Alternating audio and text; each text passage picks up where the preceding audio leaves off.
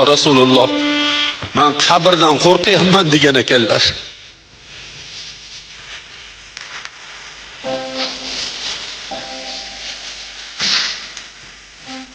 Qabrdan qo'rqyapman ey Allohning Rasuli. Sizdan bitta iltimosim bor. Sizga birinchi oyatlar nozil bo'lgan paytda ustingizga kiygan to'ningizni menga kafan qilsangiz degan ekanlar. So'ragan narsalarni qarasangchi azizlar, nima so'rayaptilar? Bo'ldi, Xadija shu to'nimni sizga kafan qilaman deb to'nlarni olib kelib oldi, xursand bo'ldilar, vafot topdilar, yuvdilar, tepalarda turdilar.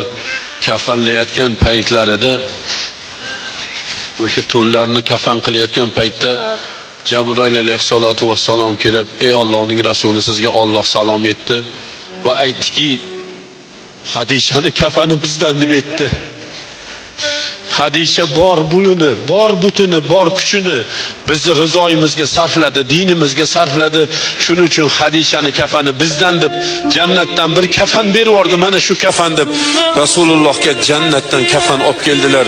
Hazrati Xadija onamning nisbatlari ikki kafan sohibasi degan laqablari bor.